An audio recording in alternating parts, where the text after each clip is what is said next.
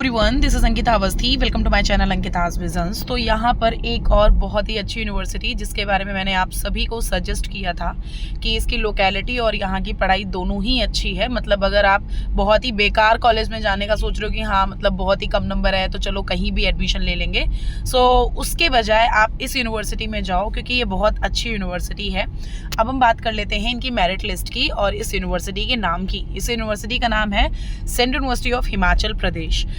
इनका मैं सबसे पहले ही नोटिस देना चाह रही हूँ कि इनका ना मैं मेरिट लिस्ट बताने से पहले मैं आपको ये बताना चाह रही हूँ कि इनका ना नॉन CUET का एप्लीकेशन फॉर्म आया हुआ है। अगर कोई बच्चा इन केस नहीं अप्लाई कर पाया था तो अब नॉन CUET के लिए अप्लाई कर दे। ठीक है, यहाँ देखो लिखा हुआ है notice regarding admission to PG, UG, PG diploma and certificate programs academic session 2026 to 2027। ठीक है, सो इसके लिए नॉन CUET का एप्लीकेशन फॉर्म निकाला गया है। सो आप सभी से रिक्वेस्ट है कि आप लोग यहाँ का फॉर्म फिल कर सकते हो आराम से। ठीक है, इससे आपका जो ग्रेजुएशन का परसेंटेज है ना उसके हिसाब से यहाँ पर एडमिशन दिया जाएगा। ओके, चलो अब हम शुरू करते हैं मेरिट लिस्ट पे।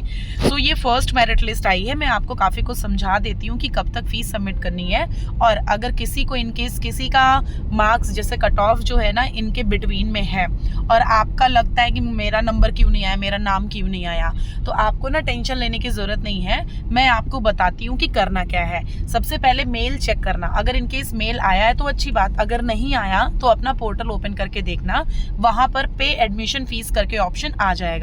प्लस जिस दिन भी मेरिट लिस्ट आती है उस दिन आपको नहीं देखना होता है, दूसरे और तीसरे दिन पे देखना होता है, क्योंकि यहाँ पे जिस दिन आप चेक करते हो उस दिन वो लोग लिंक एक्टिव कर रहे होते ना कि कंप्लीटली हो जाती है। सो कल और परसों में इनका पोर्टल ओपन करके देखना, तब वहाँ पर आपका एडमिशन फीस का ऑप्शन आ जाएगा अगर आपका कट ऑफ के साथ में नंबर मैच कर रहा होगा।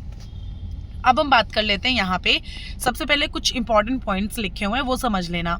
OBC candidates who belong to non creamy layer and whose caste appear in central list of the OBCs shall be eligible for admission. So basically आप ये जान लो कि यहाँ पर जो भी नॉन क्रीमी लेयर है वो सारे के सारे जो अपीयर कर रहे हैं OBC में तो वो यहाँ पर एलिजिबल हैं एडमिशन के लिए। आप उसके लिए टेंशन मत लो। अच्छा, मैंने एक चीज़ बताई थी कि BBAU में OBC वाले बच्चे यहाँ पर जनरल में काउंट किए जाते हैं। ठीक है, फिर यहाँ पर देखो एक और पॉइंट लिखा हुआ है, ये चीज़ थोड़ा ध्यान से पढ़ना।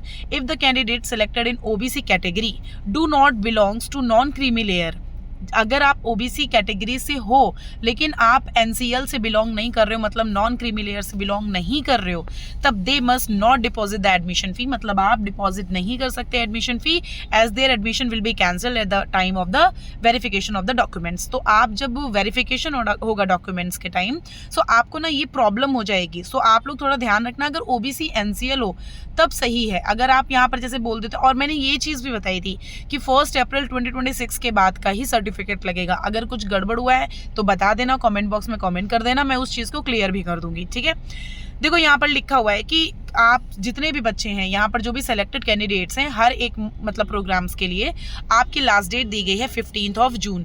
15 जून तक आप यहाँ पर अपने प्रोग्राम मतलब जिसमें भी आपको यहाँ पर एडमिशन के लिए शॉर्टलिस्ट किया गया है उसके लिए आप 15 जून तक अपनी फीस को सबमिट कर सकते हो। ये चीज़ आप थोड़ा सा ख्याल में रखिएगा, ध्यान में रखिएगा। ठीक है, अच्छा यहाँ पर ना 2 सीट्स होती हैं, एक होता है सेल्फ फाइनेंस में और एक होता है हमारा रेगुलर में। रेगुलर में नॉर्मल हमारे फीस रहती है और जो सेल्फ फाइनेंस रहता है उसमें फीस ज़्यादा होती है। जैसे कि आप देख सकते हो कि MA हिस्ट्री में यहाँ पर 5500 रुपीज़ है, मतलब कि 5550 रुपीज़ है।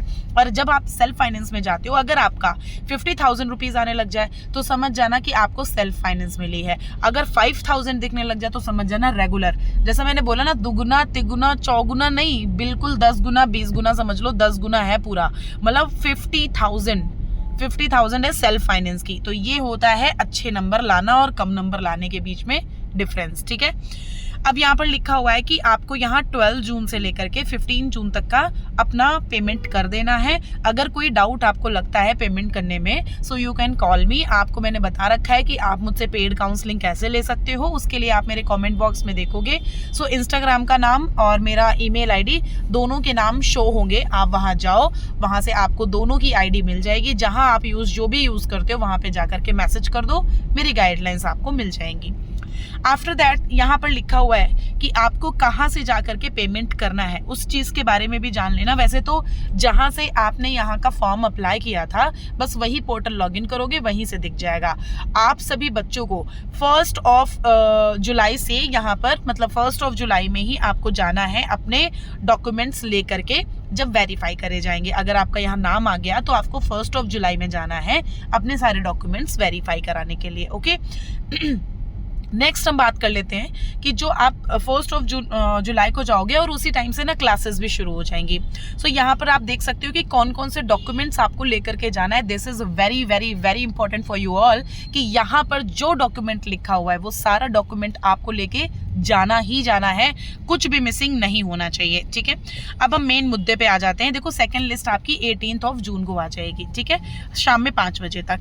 अगर आपको कोई प्रॉब्लम है तो यहाँ पर देखो नीचे 2 नंबर दिए गए हैं। आप इन कोर्स के रिगार्डिंग कोई भी बात करनी है तो इन दोनों नंबर पे आप बात कर सकते हो।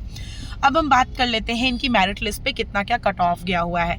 सो यहाँ पे अगर आप देखिएगा तो सबसे फर्स्टली स्टार्टिंग जो हो रही है वो 198 से हो रही है जनरल कैटेगरी का। ठीक है, सो जनरल कैटेगरी में यहाँ पर देखोगे तो 198 स्टार्टिंग कट ऑफ गई हुई है। ठीक है, फिर आफ्टर दैट यहाँ पर जब लास्ट टू लास्ट में देखोगे सो यहाँ पर जो जनरल का गया हुआ था वो 198 गया हुआ है। अब जस्ट लास्ट में आप देख सकते हो कि किसका यहाँ जो जनरल में लिखा हुआ है सबका नाम, वो ध्यान देना। देखो यूआर कैटेगरी।